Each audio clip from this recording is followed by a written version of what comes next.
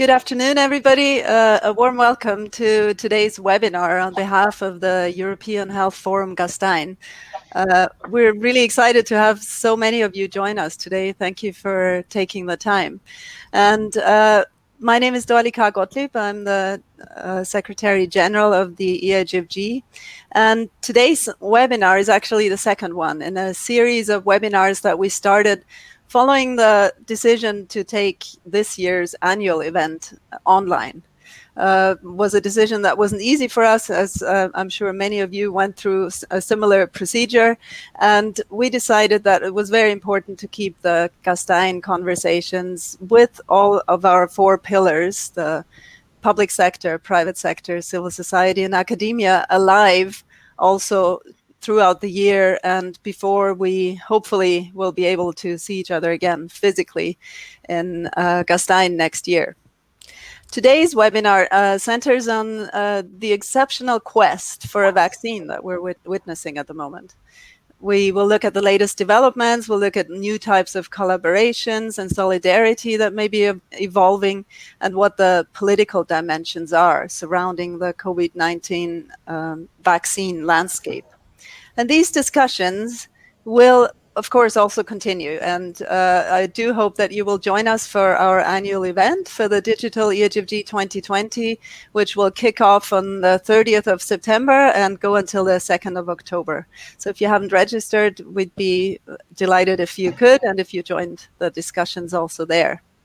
Just a couple of short organizational points from my side. We would, of course, very much like to have you involved. We would like to hear your opinions, so please contribute to the panel discussion by using the Q&A function on the top right. And if you also have the possibility to like other questions or comments, and thereby you're giving those more importance, they will be ranked higher, and then we would foremostly address those questions that are relevant to many. And I assume there are also Twitter users in the room today. So may we ask you to use the hashtag vaccine solidarity when tweeting about today's event. Okay, so now I have the pleasure to hand over to our moderator of today's webinar, Ilona Kickbusch. I don't think a whole lot of introduction is really necessary. Just shortly, Ilona is the founding director of the Global Health Program at the Graduate Institute of International and Development Studies in Geneva, and she also advises many organizations, governments, and the private sector. And we can also say we're proud to have Ilona also on our board. Ilona is an EHFG board member. So thank you to all of our speakers for having joined us today, and to all the participants, and I wish you an interesting and enjoyable debate. Thank you. Over to you, Ilona. Thank you very much, Dolly, and welcome to everyone, and truly a strange feeling for all of those that normally go to Gastein and walk around the lovely streets there, to be in this virtual way. But all the same, I think it's a fantastic opportunity to take up some of these issues. And as Dolly alluded, this is really one of the issues that is on everyone's mind. When will there be a vaccine is one question. Nobody's actually asking, will there be a vaccine, but when will there be a vaccine? But it's straight away followed by the question, who will get the vaccine? Is it really going to be a vaccine for all? And if it is for all, how will it be distributed? Who will pay? And what are the rules of the game going to be? The goal, as we know from one of the key actors, Seth Berkley, who runs Gavi and together with WHO is pushing a new organization called COVAX forward, is 2 billion doses of the vaccine by end of 2021. That is what we are looking at right now. And actually the Secretary General at a meeting yesterday said, the Secretary General of the United Nations, that over the next 3 months it would need $15 billion to actually really get this on the road if we want equitable distribution. So we can see the challenge is enormous, which is why we have absolutely fantastic panelists to discuss this and help us think it through. I'll introduce them in a minute, just to add that we will have, in a sense, a specific European perspective on that, particularly because the European Union has played a role in all these developments, is playing a role in the financing and in the setting the agenda. And obviously, because this is the European Health Forum Gastein, but we can see here how the European and the global agendas can hardly be separated anymore. So we have with us Frederik Kristensen. He's the Deputy CEO and Director of People Planning and Policy at one of these new organizations, CEPI, the Coalition for Epidemic Preparedness and Innovations, a strong voice of the research and scientifically based colleagues that are involved in this vaccine enterprise. We have with us Kate Elder, who's the Senior Vaccines Policy Advisors of the Médecins Sans Frontières Access Campaign, of course, an incredibly important voice and analytical contributor to our people really living up to the big words that they put out there in the world, and do they have equity in mind. We then have with us Thomas Kueni. He's the Director General of the International Federation of Pharmaceutical Manufacturers, the IFPMA. And again, in this whole vaccine development process, the pharmaceutical industry plays an absolutely central role. New kinds of cooperations have been developed, but still there is this question about transparency, the questions about price, but also the questions about pressures put on the industry. And we have seen some examples of this over the last weeks and months that Thomas might also want to allude to. And finally, we have with us Clemens Auer, who of course is the president of the European Health Forum Gastein, and is the person who was most pushing for the title of this overall forum, The Elephant in the Room, which basically means we do want to touch on issues, also on controversial issues that might not necessarily be discussed in the usual niceness we tend to have in global health debates with each other. But he's also the Special Envoy for Health at the Austrian Federal Ministry of Social Affairs. So he has that national public policy perspective. And at present, he is a member of the executive board of the World Health Organization. So he can also speak about expectations towards the World Health Organization by the member states in this context. So what we wanted to start off with is actually a short polling. I don't know if this works. Who is going to introduce the polling? We have a polling question that asks the question, what is your first association when the conversation turns to a COVID-19 vaccine? The way out of the crises, vaccine nationalism and politicization, worried about equitable distribution, and worried about anti-vaccine movements. So if you would submit what you think is at least personally right up front there on your mind. While you're doing this, let me just explain to you how we're going to proceed. We're going to start with the panel first, with me asking them a question or two, so we can set the scene. Based on that, you can put questions that the team will take forward. And we will then, in the second part of the panel, ask the panel to respond to your questions.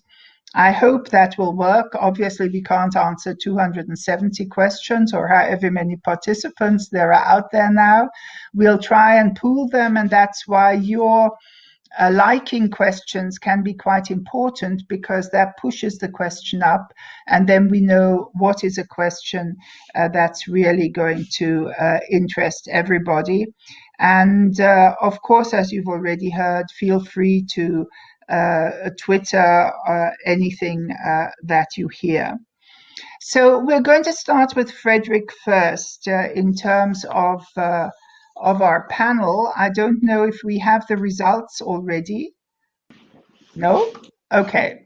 Then we look at that result later and ask Frederik if he can just lay out the scene to us. I mean, this vaccine development, this push for a vaccine, the science, the production, the politics, everything has been moving so quickly. New organizations have been created, new alliances have come forward. Could you just put a little bit of order into that complicated world for us, please? Yeah, thank you, Ilona, and very nice to be part of this. So hello to all the virtual friends out there. I'll try to maybe start with the very basics, Ilona, and then you can dig deeper. I think the pandemic sort of showed very quickly the need for, on the one hand, very forceful progress on the R&D side, which of course there were organizations already set up to do, like CEPI, in terms of vaccines R&D. But it also became very clear very quickly that it's not sufficient to develop these new tools, whether they be vaccines or therapeutics or new diagnostics. It will very quickly become a question about how to distribute them in an equitable and fair manner. So there was a discussion about that, which led into ultimately the creation of what's called the Access to COVID Tools Accelerator. So that's the ACT Accelerator, which is, and it's important to say that it's not a new organization, and I think everybody's quite conscious as to not create new structures right now, but it is a platform, I would say, where existing partners can collaborate and meet. So it's a bit more structured meeting place, and it has 4 pillars. The ACT Accelerator. There's one which is focused on the development of therapeutics, which has initially looked at the opportunity to repurpose well-known therapeutics for COVID-19. And this is a pillar which has been pulled together and is co-chaired with the Bill and Melinda Gates Foundation and the Wellcome Trust. There's a similar pillar on diagnostics, looking at which how to accelerate the access of diagnostics, and it's co-chaired by the Global Fund and the FIND from Geneva. And then there's one on health system strengthening, which is also supported by the Global Fund, and slips my mind now who's the secondary partner there. But and then finally, the one I know best, of course, is the one for vaccines, and that has, probably to confuse a bit, gotten a separate name called COVAX. So COVAX is the vaccines pillar of the ACT Accelerator. And COVAX is again co-chaired by 3 organizations trying to cover the whole end-to-end spectrum of vaccine development. So you have CEPI in the early part of R&D, you have Gavi, the Global Vaccines Alliance, on the purchasing and distribution, and you have the World Health Organization on especially on the allocation and regulatory issues and other cross-cutting issues. So So that's a little bit about the overall structure. Now, yesterday you referred to, I think you referred to the establishment of trying to get a really high level support around this. So there's been established what's called the Facilitation Council, which is then co-chaired by the Prime Minister of Norway and the President of South Africa, and their mandate is to provide really high-level political leadership and advice to the ACT Accelerator, and of course be a top-level advocates for the needs, for the funding needs, as you mentioned, for example, for these pieces. But I think it's again back to the fact that trying to do this in a flexible, dynamic fashion, and there's no legal status for any of these organizations, and they're meant to be time limited to address the challenges we're facing. So can you tell us, Frederik, as to what really is the intention of COVAX, and why has there been such a discussion around who is joining COVAX, who is not joining COVAX? What does one benefit by joining COVAX? Initially, it seemed to be something, in quotes, just for the developing countries, but then the push became very clear that this is actually a risk pooling mechanism for the whole world. Can you just say one or two short things about that before I move on to Kate? Absolutely. So, unfortunately, it was seen as an established mechanism to try to focus on the low and middle income countries, and I think part of the reason for that was because it's being hosted by Gavi, and that's what we associate with Gavi. But in reality, the purpose has been all the time to become a global mechanisms for risk pooling. Vaccine development is among the most risky businesses one can think of, and although on our mapping there's no more than 300 projects, counting from the very, very early lab projects to the most developed ones. But so in COVAX there's a portfolio now of 9 vaccine candidates, and so that's the risk pooling. There's ongoing negotiations to include more candidates. It will be a dynamic process, so both high-income countries, upper middle-income countries, and low middle-income countries are all invited to pool their risk and get access to a successful or the successful vaccines. We'll probably need more than one. And so, and then, of course, a lot of discussion is, how will the allocation function? And there's been discussions that, to make it a bit simple, everybody gets about 20% of their population covered so that they can cover healthcare workers, frontline workers, high-risk people, elderly people, and then, it progresses from there. But then, of course, the challenge is, nobody was quite sure this would come to pass. So in the meantime, China's done their own thing, US has done their warp speed, and even Europe, of course, is moving forward with their own deals. So that is, I think, maybe one of the elephants in the room. Thank you, Frederik. Kate, a couple of questions here, of course. One is, shouldn't you have been part of that deal from the start? Not necessarily Médecins Sans Frontières themselves, but that as these organizations were coming together, we heard about 3 of them, that a strong civil society voice should have been a part of thinking it through. And particularly then, if that had been the case, but now sort of from the sidelines to a certain extent, what are your key concerns, really? If I look at what our polling brought as a result, it says clearly that most are worried about equitable distribution. And that, of course, is your access agenda also. And that is also then related to maybe possible tiered pricing issues and whatever. So what are the key concerns that you bring to the table, while acknowledging that, you know, something's been happening very, very quickly. And as one, you know, rushes into something, one obviously makes mistakes. Thanks, Ilona, and thanks very much to the organizers of this panel and for inviting Médecins Sans Frontières to join.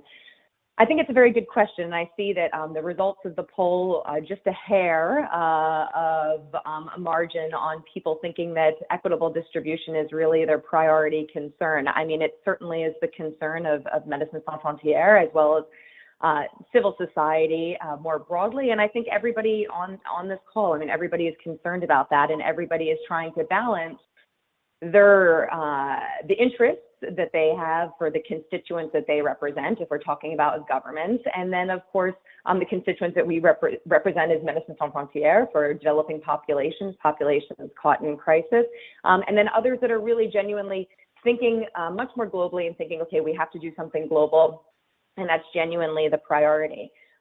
Going back to just your first question, Ilona, in terms of the role of civil society in this, I think it's a very good point. I would just want to make a note about that in the architecture of the ACT accelerator, which Frederik so clearly outlined, indeed, the role of civil society has been sort of the last to be included in the COVAX pillar. And it's disappointing, and we as civil society have been pushing strongly for it very much from the beginning, and trying to push the conveners of COVAX to reflect and acknowledge the role that civil society has to advance the objectives of it, because that's really what we want to bring is our respective added value to advance the objectives of COVAX. But if you look at the inclusion of civil society in that pillar vis-a-vis the other pillars like the therapeutics and diagnostics, it just has not been as clearly represented at all. And hopefully that will be adjusted so that we can move on and advance the goals of it all together. But I just want to take us back to the beginning of the pandemic and to the launch of the accelerator too, where I think probably many of us, well, all of us online here watched President von der Leyen and others launch that accelerator with such glorious language as these future medical tools, including vaccines, are going to be global public goods. They are the people's vaccine. Everybody everywhere should have equal access to it, and we should prioritize the populations that need it most. And I can say from watching many speeches over a number of years, that really was music to our ears. I don't think as a global community we've ever heard with such a call in unison, such clear language that these are global public goods. But then, of course, the devil's in the details, and what do we mean by that? And subsequent to that launch at the end of April, I guess it was, we've seen the proliferation of bilateral advance deals. We're now, it seems that more than 2 billion doses, hypothetical doses in theory, hopefully if they're licensed in the future, have already been advanced purchased by high-income countries. And I think every day we each wake up and refresh our web browsers and see that new deals have been announced too. So I think the real question is, what did we mean by global public goods, and how do we have the mechanisms to enforce that? I would hope that everybody believes genuinely when we talk about global public goods and equitable distribution, we mean distributing those medical tools, including vaccines, based upon public health need. And who is the leader to set that public health criteria? It is certainly the World Health Organization. So WHO has been developing an equitable allocation framework, and we would have hoped that if we genuinely meant global public goods and equitable distribution of those future vaccines, what we would mean is that none of those vaccines are bought by countries and none of them are sold by pharmaceutical companies unless those doses align with the public health framework that WHO has laid out. And of course, we've seen different processes happening in parallel and then sort of different interpretation of what that means. But that's essentially, I believe, what we need to talk about is if we're talking about equitable allocation, it needs to be done based upon public health criteria. And all countries need to agree that that might mean that they're not first in line for a certain number of doses. And pharmaceutical corporations most certainly also need to cooperate with that and not sell in a priority manner those future doses to any one country or block of countries. So, okay, we've moved on from that, and I think that part of the hope in that language as well was that we would look at some of the tenets of the system that result in unequal distribution, and we would take this chance of the global pandemic to actually do something a bit different, to look at some of the systemic issues of why access to medicines is a problem, to look at some of the systemic issues of why people sort of assumed that we needed to make this a global initiative to ensure equitable allocation, because otherwise it wouldn't happen. And if we had been thinking about that in a truly visionary and proactive way, I think what we would have done is we'd have looked at some of the issues that result in unequal and inequitable distribution of vaccines. For example, that pharmaceutical companies still get to be the ones to, decide what volumes they're producing these medical tools at, what prices they're setting for these medical tools, and who they're catering to first. And we would have mediated for that in a certain way. And we certainly had leverage to do it, right? When you look at the tremendous amount of public resources, of taxpayer dollars that have gone into the development of future COVID-19 vaccines, I think last I checked, it was charted at about $5.5 billion by one of the trackers, but by their own admission, that's probably underestimating it. But when you look at this tremendous amounts of public taxpayer dollars that went into the research and development for these vaccines, they would have come with conditionalities to really ensure that we would scale up manufacturing of successful vaccines as quickly as possible and make sure that they truly were the people's vaccines. So how can you do this? You can do this through licensing deals and setting stipulations on that. You can do this through management of intellectual property. You can do it through other conditions that require pharmaceutical companies that are receiving this public money to act in a way that advances that global goal of equitable distribution. But unfortunately, I think in the vaccine side, we really haven't seized that opportunity to any extent. So we're left with the situation where we're trying to organize as a global community with initiatives like the COVAX facility that Frederik has talked about, while countries as well, concerned about their constituents and their national interests are also pursuing their routes. And we're trying to find, are these mutually exclusive, or is there an area of commonality where we can do this well? But in terms of the pricing that you were asking, what do we see with pricing? It's hard to have a discussion about pricing unless you have transparency around all of the costs that are going into development of these vaccines. And I think it was very interesting at the beginning of this pandemic, and we still have heard the language of some industry that has said, we're not seeking to make a profit on the back of this pandemic. We're going to charge a not-for-profit price during the course of the pandemic.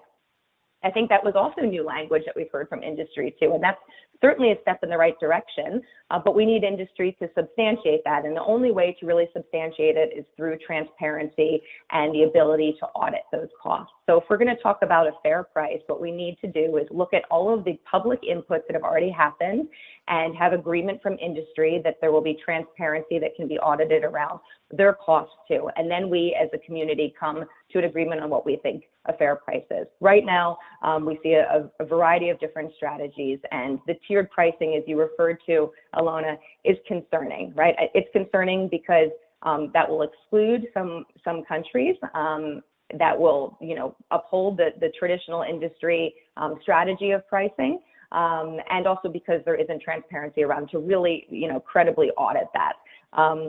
So we as MSF, we're lost in this mixes too. We don't know where we will get future vaccines for the populations we try to serve. We're just one small player in it as well, but this significantly concerns us because we see the populations that we try to represent not included in the mix just yet. Thank you, Kate. And probably I don't even need to put a question to Thomas because he will respond to a range of your concerns. But Thomas, I did want to know from you, in what way did this COVAX approach change the cooperation with industry? In what way did it give you new challenges? Did it force the industry to work more closely together? Did you find yourself under pressure from countries? Where do you position yourself, particularly also in terms of the challenges that we've heard from Kate? And Seth Berkley said recently, there'd be a price of, I think, $3 per dose, for example? How is that calculated? A couple of months ago, it was $10. So could you share some of your experiences, the challenges you face, and some answers to those questions that Kate has raised? Thanks a lot, Ilona. And from my side, a lot has changed with the pandemic, because basically when you look at it historically, not since 1918 has the world been confronted with a global pandemic such as this, with a huge impact on the global economy. And when you listened yesterday to the Facilitation Council opening presentation by Sir Andrew Whitty, it is mind-boggling. The investment needs for the ACT Accelerator, all the pillars, amount to about $37 billion, which would be recouped in 36 hours when you look at the economic damage the global pandemic does. I think the industry, in terms of how the industry responded, it is in a unique nature. We were well positioned because we do have a strong innovation-based ecosystem, and the industry was able to seize the initiative. A very senior WHO representative involved in COVAX and ACT 2 days ago sent me an email where he simply put it, without industry, there's no accelerator. And I think that's the feeling we have, because as you know from the pandemic preparedness group, normally the private sector is outside the door. Normally the private sector is really not at the table. Here, I think industry is rightly at the table, because on vaccines, it is the innovative vaccine manufacturers who do hold the keys to getting us out of the pandemic. And when I look at the polling results, 35% of the respondents said vaccines are the key to ending the pandemic. I share the concern about equitable distribution. And there, as Kate and Frederik indicated, the notion of COVAX had to adjust somewhat to the reality of vaccine nationalism. That wouldn't make much difference between China, India, Russia, or the US, or the UK for that matter. Fact is that governments around the world, and I'm not quite sure, but Clemens may tell me later, where the European Union stand. In that context, I have to admit that personally, I'm not a big fan of slogans such as global public good or free for all. Because the challenge here in COVAX is global vaccine manufacturing capacity of the major vaccine manufacturers, if you discount the flu vaccine, seasonal flu shots, amounts to about 3 billion per year, 3 billion doses. For COVID-19 vaccine, we talk about the need of 12 to 16 billion doses, because based on the clinical trial results, phase 1, most of them, we know that probably for most vaccines, we will need 2 doses per immunization program rather than 1. Therefore, the definition of a public good is non-rivalrous, which means if you get it, I can get it too. That's simply not the case when you have limited capacity. That's why we believe that the allocation principles, which, by the way, were unanimously endorsed within the COVAX facility set by WHO, are absolutely crucial and important, which means aiming at getting 2 billion. Somebody from the facility recently told me that he is optimistic that 3 billion should be possible by end of next year, which would allow to vaccinate the health professionals and the frontline workers. That's about 1% of the global population. When you look at the vulnerable over 65, it's about 8%.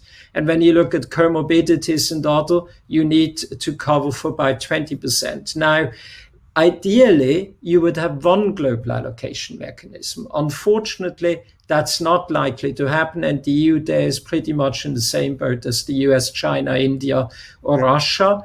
And of course, vaccine manufacturers, they also have to respond to where do they get, where do they get the support, where do they get the orders from. But I'm very optimistic that within the next 2 to 3 weeks, we will see a significant number of high-income countries join the COVAX facility and allow the COVAX facility to do something which it is meant for, namely cross-subsidize from high-income countries to LMICs. Many of them will get it for free. I think one key decision is already taken. Gavi countries, you have 73. In the COVAX facility, the advanced market commitments, I think, are likely to include 92 countries. But you do need a mix of rich country solidarity with poor countries. Only then we will be able to meet that objective of, as I said, the minimum 2 billion end of next year, hopefully 3 billion. And I'm quite optimistic that you will see more innovative multinational manufacturers join the COVAX facility. And in that context, something to Kate, you have companies which have no sales historically, who did get upfront money from BARDA, for example, from CEPI. That's Moderna is one of them. But you have companies like Pfizer BioNTech, where the CEO said, we did not want to go for government money. We decided to invest ourselves at risk. When you look at the price ranges, which I indicated, every single company I talk to and I know of is fully committed to socially responsible, to not making big bucks out of this. Quite a number of companies have clearly committed to selling at not-for-profit during the pandemic. In terms of transparency, honestly, much more important than transparency of cost of R&D or cost of manufacturing is transparency of clinical results, transparency of processes, transparency of approval processes. And the industry has come out very strongly just over the last few days that we do not want anybody to cut corners. We are seriously committed to making sure that whatever reaches the people will be proven for safety, efficacy, and quality. And actually, people like all of us should be able to see the results of these clinical trials in public. That's why we also learn and should learn very fast. If there's an incident, if something goes wrong, which you need to investigate, such as this week with the AstraZeneca Oxford University vaccine. But I've never seen this kind of collaboration and sense of responsibility from the industry. Thank you, Thomas. I'm going to move on to Clemens straight away. I understand my picture is frozen or something's not working. I hope you can hear me. Clemens, you are basically on the public policy side, as if you look at particularly your experience in the context of the European Union, the discussions between health ministers, the discussions at a, in quotes, higher level of responsibility of the EU beyond just health, because it has such consequences for Europe in terms of its economy, in terms of its global positioning. Is the EU doing what it should be doing? Is it involved enough? Is it paying enough? Is it solidaric enough in terms of the international agenda?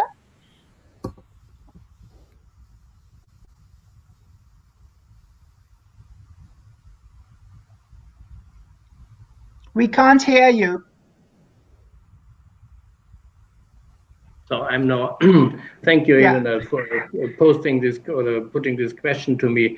I'm having the privilege to have several hats on this. You know, I'm one hat, I'm deeply involved in my national crisis management and all this COVID crisis management. I mean, I'm also chairing the European effort, the huge effort of procuring as a group of 27 COVID vaccines. So I'm quite aware of that.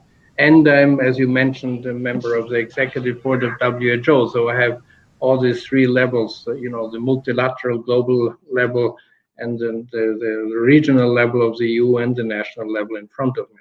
So that's one thing. The second thing I want to say is, and no wonder, I'm a crisis management manager in this, and I have a crisis, the largest public health crisis, plus the largest socioeconomic crisis in our lifetime, or at least in my lifetime, and we have to be swift, and we have to exercise leadership in that. And when it comes to the vaccines, and that's not only the Austrian view, it's a European Union view. There are several very, very important criteria. We do need these vaccines very, very quickly. The timely availability is key. We do need it to the highest possible quality, regarding the standards we have when it comes to medicines or vaccines, at least for the European Union market. When it comes to market authorization processes, there can be no compromises when it comes to the quality. And the third element, even for a group of high-income countries, is of course the price. And I can tell you about a success story, because the European Union really came together, the 27 member states together with the European Commission, to do that jointly, and also to exercise our market power as a purchaser vis-a-vis the industry. Because, when we started talking nationally, bilaterally with companies, but then also as a group of 27, there were still companies out there, Thomas, your beloved companies, which ask us for prices, and you might not believe it, some companies ask for prices beyond $100 per doses, And in the meantime, we don't talk with anyone anymore, a price which is even close to, maybe still close in the negotiating process of $20, but most of them are much, much lower. So there was this notion in the beginning that you can commercialize these things. We had industry partners who said, no, we want you to pay a commercial price. But we cut that through because we were sticking together with the market power of the European Union member states, and we brought the prices down tremendously. So what is it now? I can tell you that for the European citizens, we joined forces. We didn't do it separately, the 27 countries. So we didn't, play the cards against each other. And so at least for the European EU citizens, there will be equal access and equal access to these vaccines available, because we are not competing with each other. We are taking what we get and divide it up equally. And the success story is that by the end of September, we will have secured enough deals, a good portfolio, a risk-sharing portfolio for more than 1 billion doses for the European citizens. Which in this portfolio includes different technological bases or platforms, you want to say, because we still don't know which vaccines really will work, and which really make it then to the through the market authorization process. But we are doing that jointly. It's a risk-sharing process. We will have enough vaccines available for the European citizens, and also enough vaccines which we can share with the rest of the world. So this is what it is. Because Ilona, you asked me, is this now vaccine nationalism? And I had a very tough discussion with this in Geneva on Monday. No, it is not. Because what we are doing is, first of all, the European Union is putting quite a bit of money on the table to safeguard production capacities. We will end up with seven large global players when it comes to these vaccines, or with pharmaceutical companies, and we're putting far more than 2 billion euros on the table to secure the production capacities.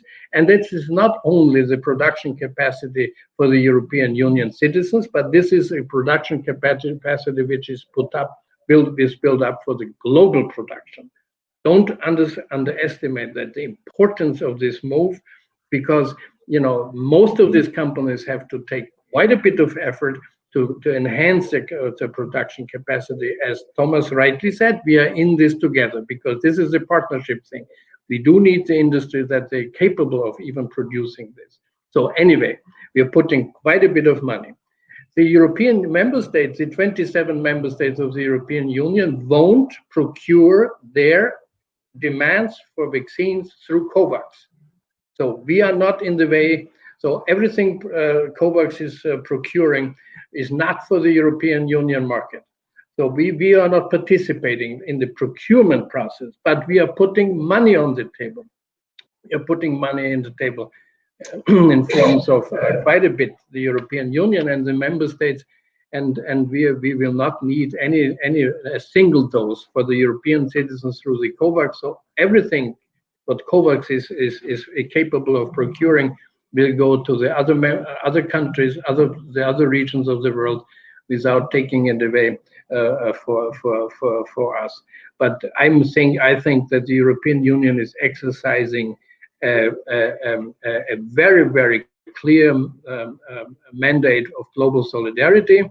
But once again, it is not only a global solidarity thing, it's also a commitment to safeguard the interest of the European citizens. Once again, it's about the equal as a timely availability, the equal access for the European citizens, high quality, and the cost and prices which are fair to each and everyone.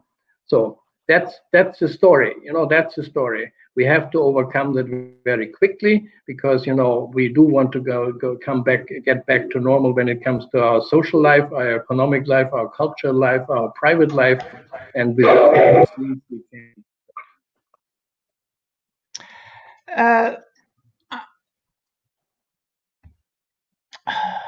So I hope it's on again. I hope you can hear me. We have a whole range of questions here. Most of them relate to the transparency issues, also around the pharmaceutical industry, the pricing, the various issues related to that. And again, going back to some of the government interventions. We have about 10 minutes left, and I would actually like to focus the discussion in the following way and ask each of you to respond to that. Through all this crisis response, the rapid response also to trying to develop vaccines, the bringing in of the pharmaceutical industry as a full-fledged partner, the combination of the many actors that have come together around COVAX. And one of the people that's asking a question, for example, says the governance of COVAX is heavily skewed towards high-income countries, as well as philanthropies and organizations based in these countries, sort of saying that the decisions made in COVAX might also be heavily skewed through that.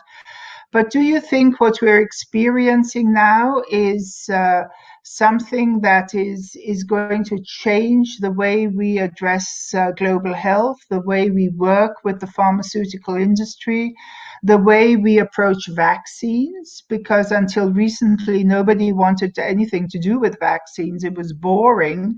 And suddenly, vaccines are the big thing.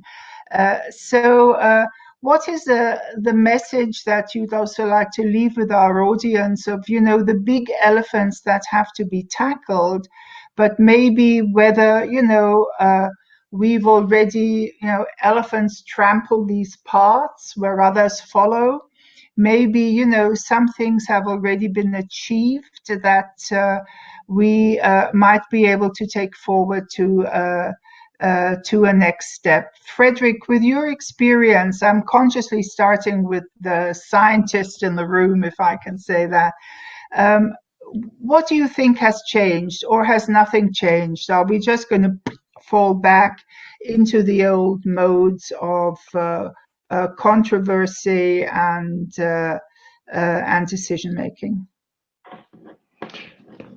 No, I don't think so. I think a lot has changed already, Ilona. I think I think we have to look at the amazing progress that's been made here. I mean, first of all, researchers, companies, everyone has come together and has progressed a vaccine a set of vaccine candidates, for which a number now are in the last stages of development, and it's we got to know the DNA sequence of this virus in the second half of January, so it's never been done before. So I think we're going to see the reverberations of this both scientifically and potentially structurally, for decades to come.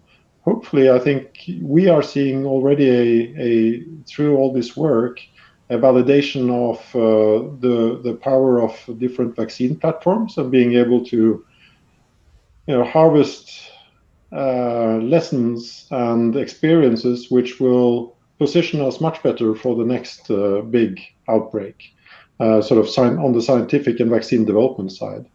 And just a quick comment to Kate's appropriate criticism of not having had CSOs at the table sufficiently at the beginning, as we were sort of building this plane in the midst of a flight. We really recognize that will be adding significant valuable contributions, and I think, as you know, we are taking steps to include civil society in a number of the structures around this going forward.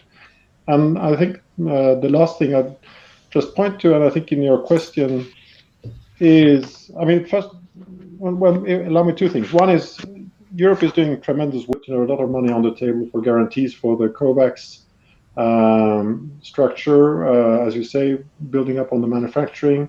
I think there is still the hope and the potential to do, align even more and be even stronger together. So, and there's good discussions going around that. So look forward to the developments over the next few weeks.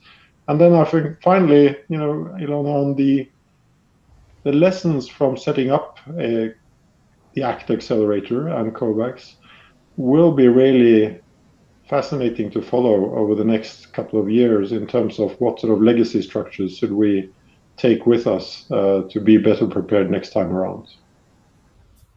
Thanks a lot. And, the political scientists are already onto it. But there's also a whole range of regulatory and legal issues. And I'd like to come back to you, Thomas. Here's a question. What about the clauses in the contracts about liability and indemnification of potential victims? You yourself alluded to the safety issue that is so important to you in face also of the political pressure put on some of your companies. So, and I think in relation to COVAX in general, the issues about, what's the legal base of this? What does this risk sharing really mean? Who's responsible for what?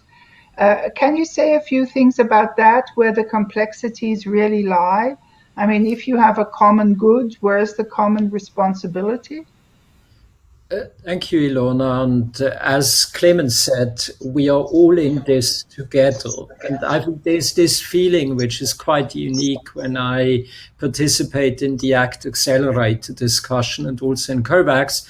And I really want to push back on the notion that COVAX is dominated by the high-income countries, because on the COVAX coordination meeting, you have no country representative. There's no EU, no country representative. You have the co-chairs of CEPI, Jane Halton from Australia, and Dr. Ngozi from Gavi, and you have an extremely strong presence of WHO, because basically CEPI and Gavi, that's Richard Hatchett and Seth Barkley in the leads. From WHO, I have normally 4 people who are in the co-lead, and they all represent a very strong, corollary of a civil society organization, whether it's Mariangela Shimao, Sumya Swaminathan, Bruce Aylward, they all are there. In terms of the regulatory issues, we are now doing something which is unprecedented. In the past, the fastest vaccine development ever was Ebola, and it took 4 years. and it was for a very limited region. Here, normally it takes 10 years to develop a new vaccine. Here we are talking about trying to get a vaccine within 12 to 18 months. There's no question that this will only be possible if you do have this being in there together, and risk sharing in every sense means companies do accept risk in terms of scaling up. All the BARDA contracts are basically risk sharing. The CEPI contracts are risk sharing. One of the issues which is, if you move from clinical trials phase 3 with 30,000 people involved to applying these vaccines on hundreds of million people, you will have adverse reactions, you will have potential litigation. And that's why it's interesting when you look at the global manufacturing capacity, and I recently did a cross-check, 76% of the major manufacturers' capacity is in Europe. 13% is in the US.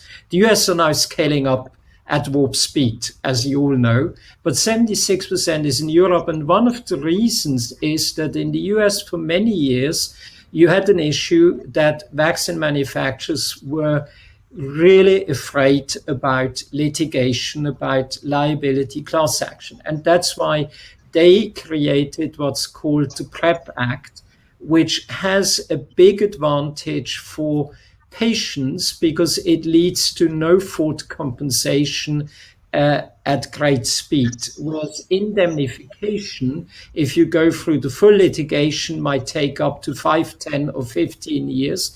And that's why the discussion about limited liability, no fault compensation is an important part, whether you look at Europe, whether you look at the rest of the world. And I know, for example, from developing country manufacturers, they are equally concerned if you are not prepared for that. The crucial element is limited liability does not mean that you would be exempted if you do something sloppily or you do something wrong. That's totally different, but the advantage is it gives reassurance to healthcare professionals who use the vaccines, who immunize. One of the big challenges, by the way, Lorna, is I'm extremely worried that many health systems in the world are not equipped for the delivery of these vaccines. We do have discussions. If you go through the normal Gavi processes, and I'm sure that Clemens knows them well, you would not get any vaccine in LMICs before you have WHO PQ. WHO pre-qualification takes at least 6+ months longer than what you normally get from a stringent regulatory authority such as the EMA or the FDA. And therefore, if you want to make sure that you have fast, equitable access, you also need to prepare that there is something which is not business as usual with the WHO PQ. You can't cut corners in terms of the safety and quality and efficacy. You need the transparency of the process. But also I'm concerned, for example, one of the most prominent and most advanced vaccine candidates needs to be transported and stored at -70 degrees. There are not that many countries, including with in our own country, such as Switzerland, where my doctor would be able to give me the vaccine if it needs a permanent ultra cold chain. And that's, just one of the many challenges, quite apart. Normally you have one vaccine dose in a single vial. There's simply not enough specialized glass available for that. Therefore, you will need to tackle some of these manufacturing bottlenecks. But I think all of this is done with a strong sense we are in this together. And when it comes just to the price issue, imagine, and I want to make a commercial, we are in Europe and the US close to fall. If we are not preparing for the seasonal flu shot, which depending on where we live may cost a few bucks to maybe 20 or in the US $40, which isn't that much, we might get an overlap seasonal flu with the second wave of COVID-19. And when you look at the price of the COVID-19 vaccines, now I agree with Clemens that negotiating power and leverage, the same goes for COVAX, does play a role. I haven't heard anybody ask from our big manufacturers ever ask for close to triple digit. It's more in the low double-digit numbers, and I'll happily have a drink with you, virtual one, Clemens, where you can tell me who it was, because I'm intrigued by that, because companies are really very, sensitive of the responsibility on them. And when you read the media, every deal which is signed, whether it's by the US or the UK or others, you pretty much see immediately the dose price. Same, by the way, for COVAX. We've reached 4 o'clock, but I'm told we can take a few more minutes, so I hope some of the audience will stay on with us. I'd like to move on to Kate, and obviously I'm sure you will have some comments on what you've already heard, and I won't stop you doing that. But I think there's an interesting question here that actually is of the opinion that since civil society wasn't created yesterday, this person feels it was a clear political choice not to engage civil society early on. Because I understand that, they might have been too critical along the issues of access to medicines. So do you believe this plane car analogy? We were so busy building that we forgot those guys? Or do you think it was actually saying we want to be at another stage of our development before we engage with the additional complexities of these questions?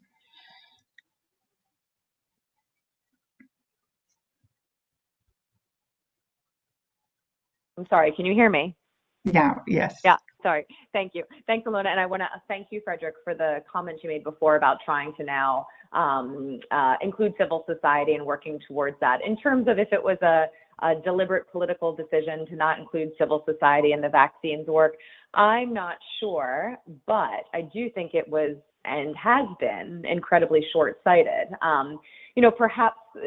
Perhaps there's the thought that civil society and the positions of civil society on access to medicines are too progressive. Maybe they are. I mean, actually, perhaps indeed they are when we look at things like the CTAP right now and how little buy-in there's been from industry to the CTAP, having missed the opportunity, as I said before, to do much more progressive steps towards balancing the power between industry and government, considering the tremendous amount of public money going into the development of these medical tools. And I think that those opportunities haven't been seized. So maybe indeed, maybe that's a provocative question. Maybe our ideas as civil society are too progressive towards access to medicines. I hope not. And I hope that thank you, Clemens, I see you shaking your head, so I know we have allies here in government too. I hope that COVID will teach us that the world is watching this dynamic, and we have tried to establish something called the COVAX facility. I think one of the comments that was mentioned before in terms of the management and decision-making around the COVAX facility, to a certain degree, is actually correct, because the COVAX facility has been changing tremendously quickly in just the past couple of weeks. We now have, and I don't want to get into the technical nitty-gritty, but we now have a new option that was pushed by high-income countries for how self-financing countries can join the COVAX facility. And actually, by the terms of that new option, if they pay more money up front, they get to opt out of certain deals. They get to pick and choose which deals they want to benefit from. Now, I understand that's a compromise, and that's a compromise that Gavi and CEPI and others have made to try and make the COVAX facility more appealing to high-income countries. But I think we do need to genuinely and honestly acknowledge that by giving initial opportunity to countries to pay more upfront and give them then the choice to pick and choose which doses are going to benefit from, it inherently introduces, by definition, an inequity, right? If you cannot afford that upfront, then you don't get those choices. And this is not even talking about the 92 countries that are donor dependent and waiting for ODA funding to come in to hopefully fund purchase of vaccines for them.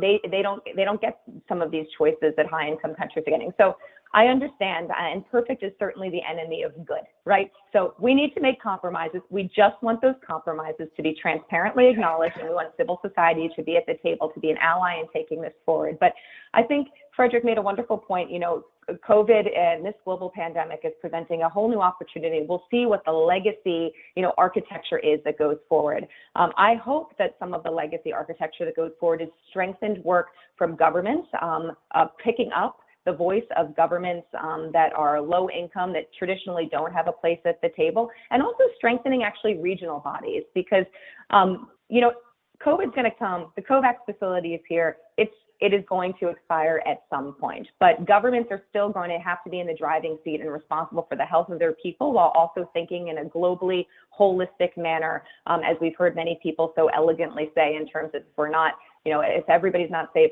then none of us are safe.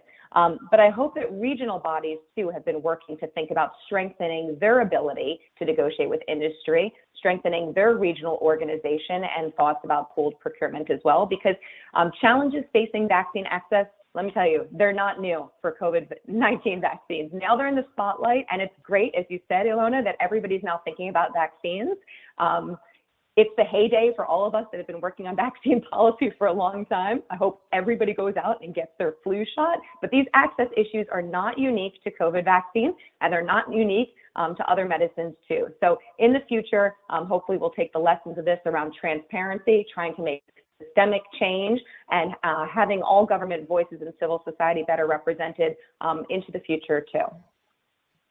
Thank you, Kate. And I'm going to give Clemens the last word with a bit of a challenge, because, as all these new issues emerge, as the new constructions emerge, if I can call them that, and the new challenges, and this whole discussion about what is the WHO and the WHO of the future, where do you see, as a member of the executive board of WHO, where WHO needs to push forward? In this context, it's helped set up these things, it's developed ethical frameworks, there's a whole bunch of things. But is there a new direction, a new priority area that WHO actually needs to develop in this context?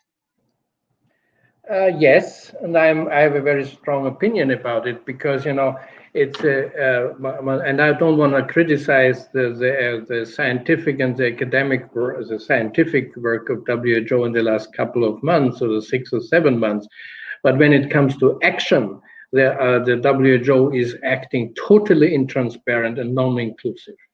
Totally intransparent and non-inclusive.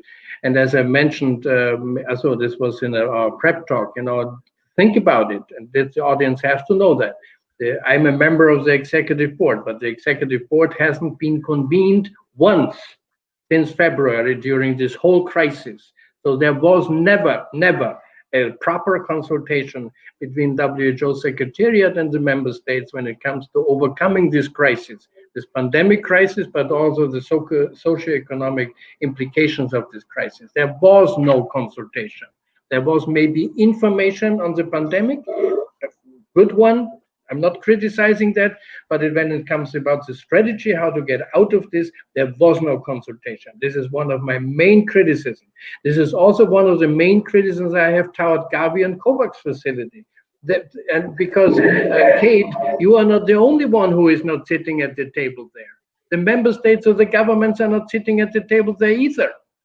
It is now a nitty-pitty fight. If some European representation will be in the steering of this organization, because we are putting so much money on the table, and we would like to have the European tax money spent wisely, correctly, and in a strategic manner, which will help not only the Europe but also the world. And this is not transparent.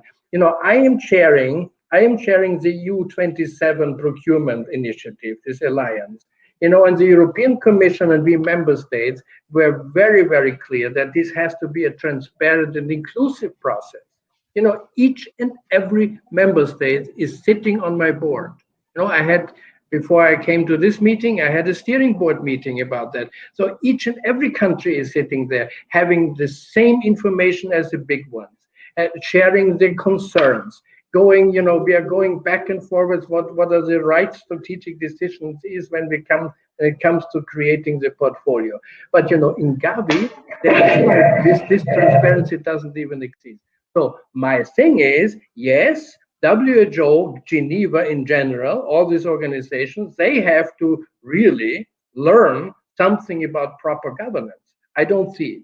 I don't see that. So this is a fundamental criticism I have. Some of you know that I'm very vocal about it. On Monday, I had a long conversation with some of the high-level guys and girls there about this. But sometimes I think I'm not even understood. That this is also a governance issue. This is an issue of the constitution of global organizations, because they are losing weight. They're losing their leverage power if they are not consulting and collaborating with the member states in a constructive way. So it's not a closed shop, not private offices on some 7th floor or wherever. It is about transparency and inclusiveness, and I'm missing that. Thank you very much, Clemens.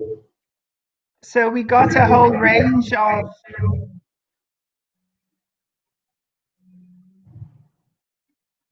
Is the quality okay? Now it's better.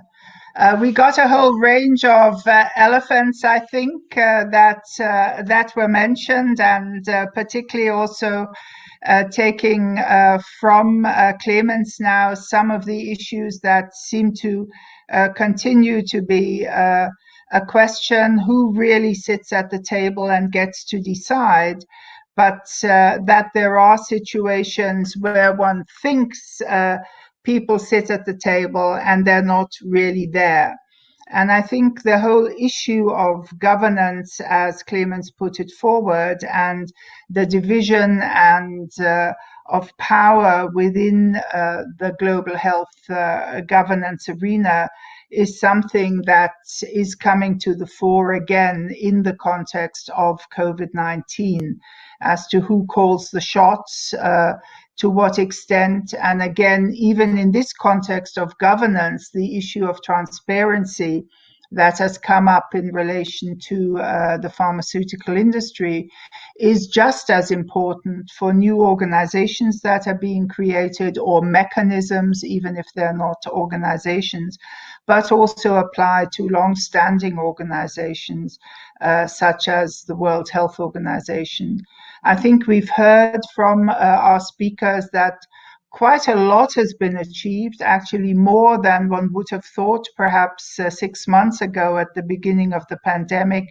Many of you indicated the speed with which scientific issues were addressed, production issues were addressed, and distribution issues were addressed, but we're still quite far away from that common good that people have called for. And with the common good, as Thomas also said, comes a joint responsibility for that common good. And we still need to find governance mechanisms, probably frameworks and rules that we will need to take away from this experience. Because, if we just think about all the areas that are touched on in the international health regulations and that we are coping with now, for which we have no regulatory frameworks, for which we have no charters on which we can really orient ourselves. I think that will be a really big challenge as we move forward. And since there's a range of review committees going on, maybe they will come up with a whole number of these things. But I do think it's disconcerting on the one hand to hear who was not involved, and particularly long-standing civil society voice, but on the other hand to hear that the member states themselves are not involved to the extent that they should be. So a lot of elephants to tackle that I'm sure will come up in one way or the other in other Gastein discussions. I'm sorry we didn't have the time to have a second poll where we would have asked about ensuring access, but I hope you'll forgive me. I hope the quality was reasonably okay in terms of the being able to hear us and maybe see us now and then, which is quite nice. And I'd like to give a big thank you to the panelists who were very engaged and I think also gave us a lot of additional information that's really important as we take this agenda forward. And I'd like to thank the Gastein team that did an incredible job of putting all this together. So we'll continue along this road and hope that we can move forward on vaccine solidarity. But at the same time, I come back to Jeremy Farrar's warning. Politically, one of the most important things will be not to raise false hopes and to not sort of put all our fruit in the vaccine basket, but really also think about the other parts of the ACT Accelerator and invest in diagnostics, invest in therapeutics, and most important of all, as co-chair of UHC 2030, I have to say that, invest in strengthening health systems and universal health coverage. So thank you very much. Goodbye. And see you at another Gastein meeting. I'm to tell you to look out for the upcoming forum from the 30th September to the 2nd of October. There's so many events there that you can join. Please take the trouble to look at the program and register. Okay, that was the ad. All right, bye-bye. Thank you very much. Thank you.